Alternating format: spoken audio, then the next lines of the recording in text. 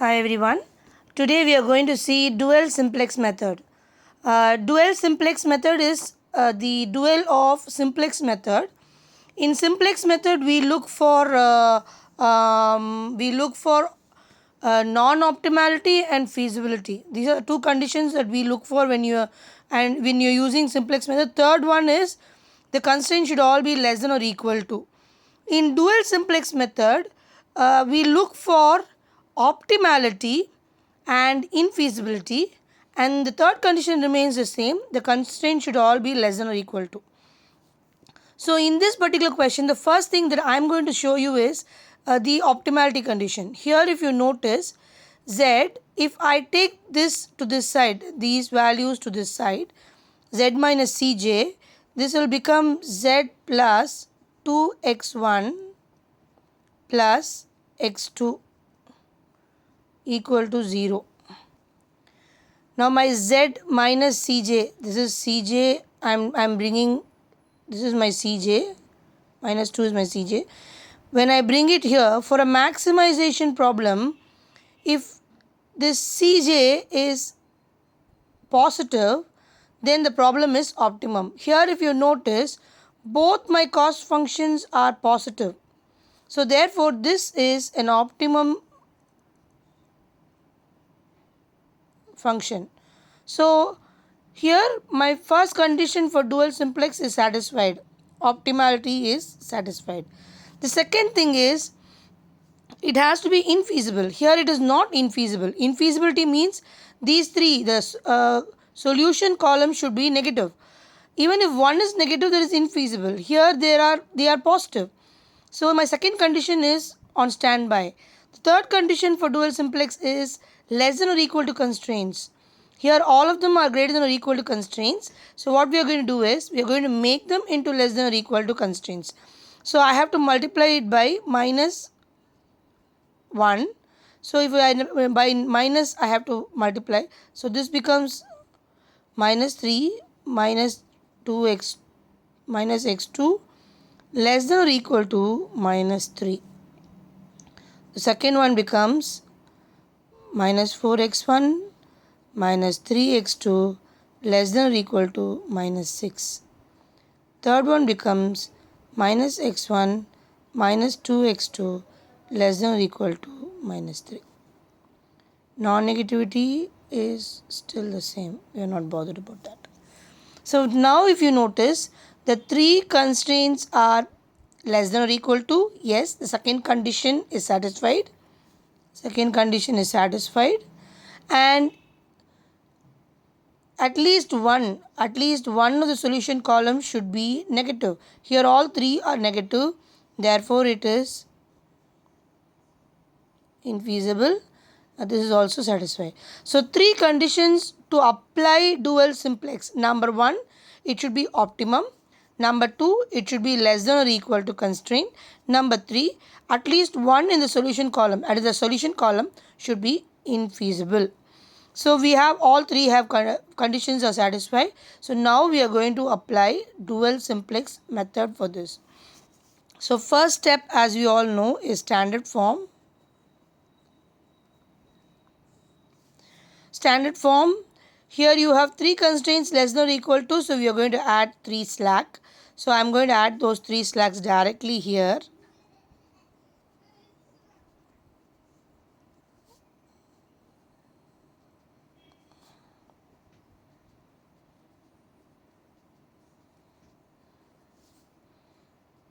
Subject to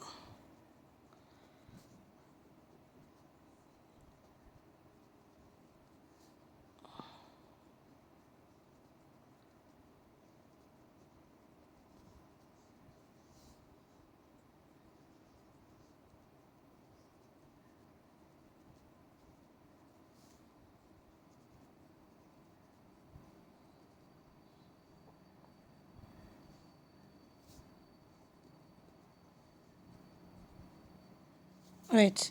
So my standard form is ready. Now we are going to go for the first iteration, table 0, basic table.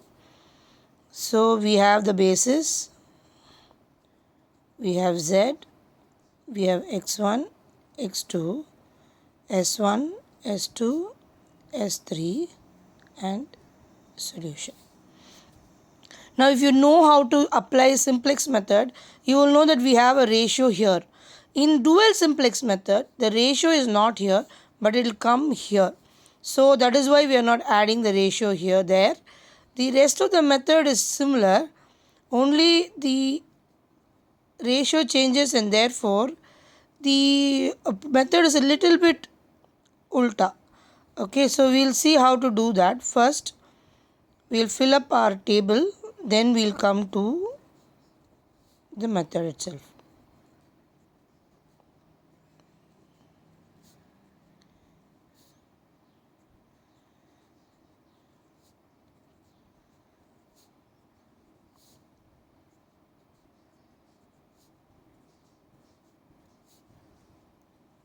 Right.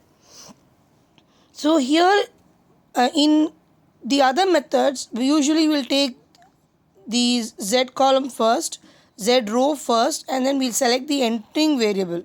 Now here we have a difference. We are going to first select the leaving variable,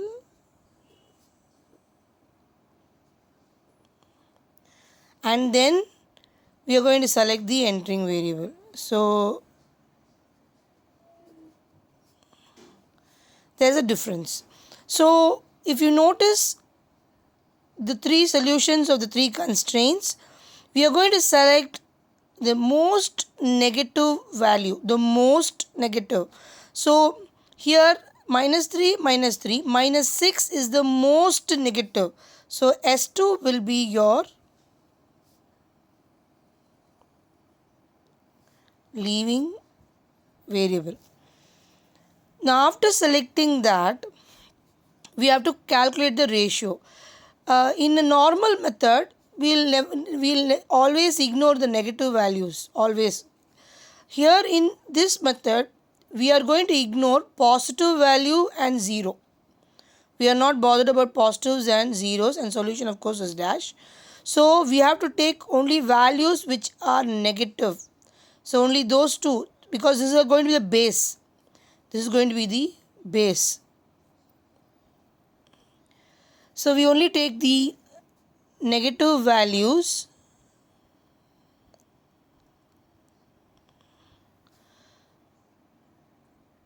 so the first value will be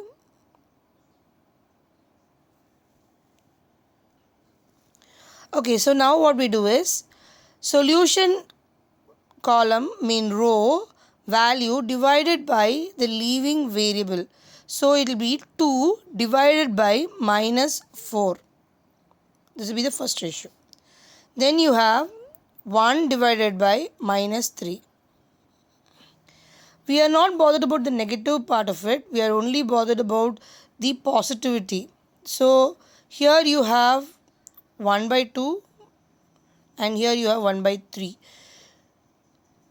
In this, the least value, the negative, we actually going to take the modulus only. So we're not bothered about that. So here this becomes the least value. So therefore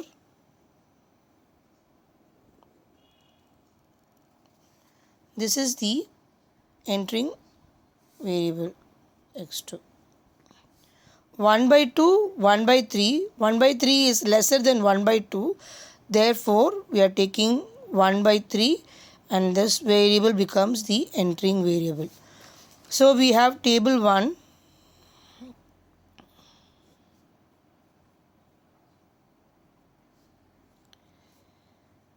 Similar.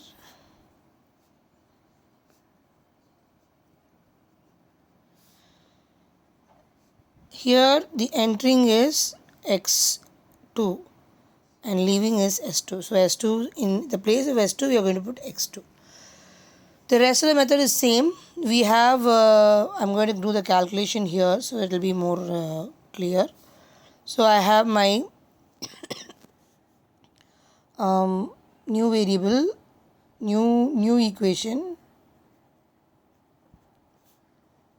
old equation divided by pivot element. This boxed element is called pivot element. So my old variable will be minus 3, minus 2, 0, 1, 0, minus 6 divided by minus 3. So this will become 4 by 3, 1, 0, 1 by minus 3, 0, 2. So these are my values. I have 4 by 3, 1, 0, minus 1 by 3, 0, 2. Each value I have to divide it by this. So each value I have to divide. So I am getting this new equation. Now my z equation, old equation minus corresponding pivot column element into new equation. So you have old equation 2, 1, 0, 0, 0 minus corresponding pivot for z is 1 into new equation 4 by 3, 1, 0 minus 1 by 3, 0, 2. So you have 2, 1, 0, 0 minus 4 by 3, 1, 0 minus 1 by 3, 0, 2. So if I subtract it, I'll have 2 minus 4 by 3, 0, 0, 1 by 3, 0, minus 2. So this is 6 minus 4, 2 by 3,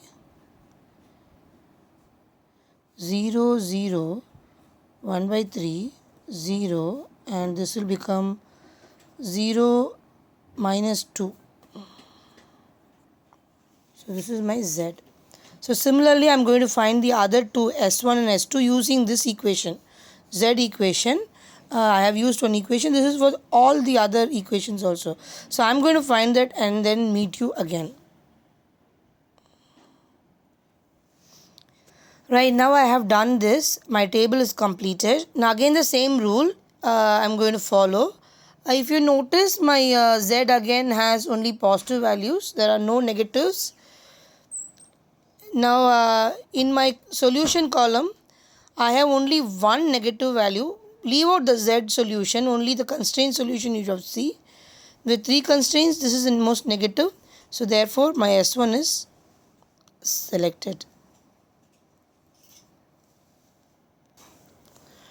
And now that I have selected my leaving variable, I have to take my ratio. Ratio again. Already I told you, you have to only take the values which are negative here in this leaving variable. The positive values and zeros are ignored. And we are not interested in all that. So here we have only 2 negative values. So it will be like 2 by 3 divided by minus 5 by 3. Dash, dash, 1 by 3 divided by minus 1 by 3. And dash. Solution column, we don't have ratios. Now this becomes 2 by 5 modulus. If you take modulus, this just becomes 2 by 5 dash dash 1. So the least value is this, is less than 1. So therefore x1 will enter. So we are going to go to the next table again. So I am going to do the new equation and then meet you again. Okay, so my table is ready. I have my new equation. My new equation will become 1, 0, minus 3 by 5, 1 by 5, 0, and this will be 3 by 5. This I have divided, so that's why I've got these values. So again my z, I have to find. My old equation is 2 by 3, 0, 0, 1 by 3, 0, minus 2, minus corresponding pivot column element is this, my new equation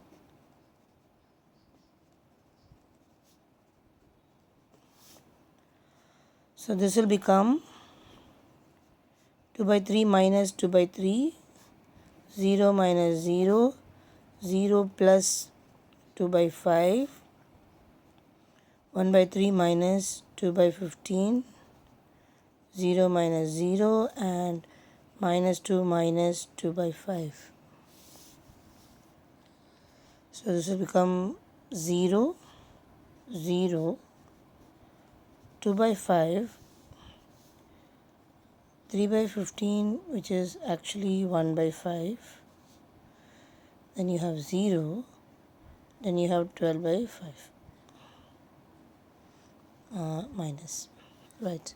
So this is 0, 0, 2 by 5, 1 by 5, 0, minus 12 by 5. So similarly for x2, old equation is 4 by 3, 1, 0, minus 1 by 3, 0, 2, minus corresponding value will be 4 by 3. New equation is the same. For the full table it will be the same. So you have 4 by 3 minus 4 by 3, 1 minus 0, 0 plus 4 by 5, minus 1 by 3 minus 4 by 15, 0 minus 0, 2 minus 4 by 5. So this is 0, 1, 4 by 5, minus 5 minus 9 by 15, that is 3 by 5, 0, 10, 6 by 5. So you have 0, 1, 4 by 5, minus 3 by 5, 0, and 6 by 5. The last one, old equation, 5 by 3, 0, 0, minus 2 by 3, 1, 1, minus corresponding value 5 by 3 into 1, 0, minus 3 by 5, 1 by 5, 0, 3 by 5. This remains the same. 3, 0 minus 0, 0 plus 1, 2 by 3 minus 1 by 5, 1 by 3, sorry, by 3, 1 minus 0, 1 minus 1. So here you have 0, 0, 1. This will become minus 3 by 3. That will become 1, minus 1, 1 and 0. So your values are 0, 0, 1 minus 1, 1 minus 1, 1, 0. So now if you notice, these values are positive, yes, that has not changed. If it changes, the problem becomes unsolvable. And now, but if you look at the solution column, all of them are positive as well. So your problem is finished. So because it's finished, you have to write the solution. You cannot just leave it like that. Solution is maximize z equal to minus 12 by 5. x1 is 3 by 5 and x2 is 6 by 5. S3 we are not worried about, the slack is 0, it doesn't matter. Two variables, I have both the variables in the table, so I have written. This is my solution and my problem is done.